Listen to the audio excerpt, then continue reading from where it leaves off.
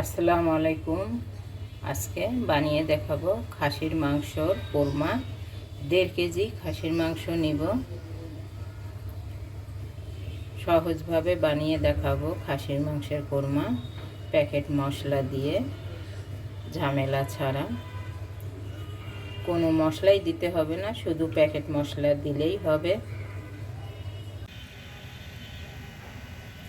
আজকে আমি খাসির মাংসের কোরমা বানিয়ে দেখাবো। 1.5 কেজি খাসির মাংস নিয়েছি, হাড্ডি চর্বি মাংস সহ। এটা খাসি, আমার বড় খাসি মাংস। 1.5 কেজি নিয়েছি। চলেন যাই রেসিপি দেখিয়ে দিই, খাসির মাংসের কোরমার রেসিপি। ভালো লাগলে লাইক কমেন্ট সাবস্ক্রাইব করবেন, আমার পাশে থাকবেন। এখানে একটা ননস্টিক পাত্র বসিয়ে দিয়েছি। এখন আমি 1 কাপ পেঁয়াজ কুচি দিয়ে দিব।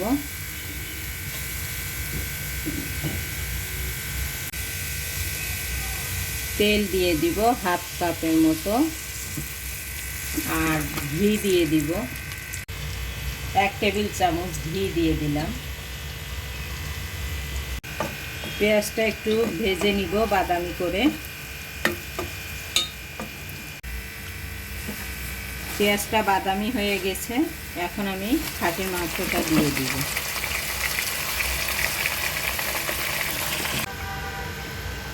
মাংস দিয়ে নিয়েছি। এখন আদা রসুন বাটা, স্বাদ মতো লবণ দিয়ে দিব,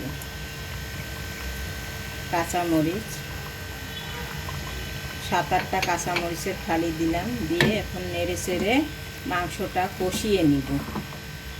আর কোরমা মাংসের মশলা দিয়ে দিব।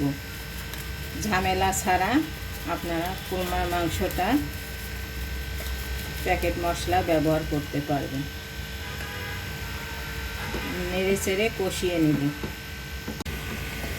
খাসির মাংসটা ভালো করে কষিয়ে নিলাম সব গুঁড়া মশলা দিয়ে। এখন আমি 5 মিনিটের জন্য ঢেকে নিব। 5 মিনিট পর ফিরে আসব। 5 মিনিট পর ফিরে আসলাম। মাংস থেকে অনেক পানি বের হয়েছে। এই পানি দিয়ে মাংস অর্ধেক সিদ্ধ হয়ে যাবে। এই পানি দিয়ে মাংসটা কষিয়ে নিব। এখন আমি টক দই দিয়ে দিব 1 কাপ, আমার বাসায় বানানো টক দই। এখন আবার নেড়ে চেড়ে ভালো করে ঢাকনা দিয়ে ঢেকে সিদ্ধ করে নেব মাংসটা।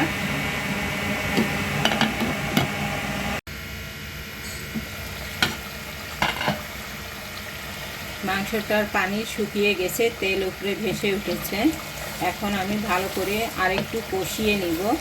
ক্যামেরা অফ থাকাকালীনে আমি বারবার নেড়ে চেড়ে দিয়েছি, তলায় যেতে না লাগে।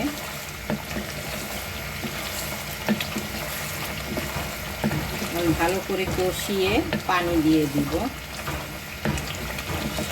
অর্ধেকটা তো সিদ্ধ হয়ে গেছে মাংসের পানি দিয়ে, আর বাকিটা আমি 2 বাটি পানি দিয়ে সিদ্ধ করে নিব।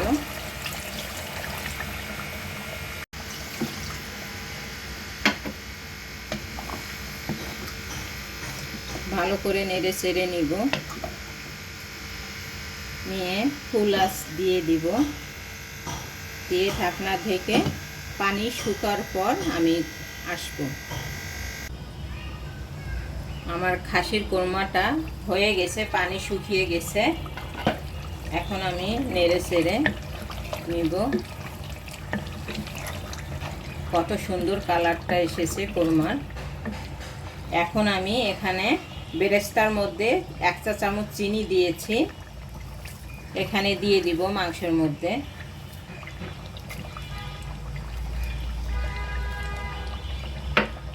গুঁড়া দুধ 1 টেবিল চামচ নিয়েছি, এখানেও ঢেলে দিব স্বাদ বাড়ানোর জন্য।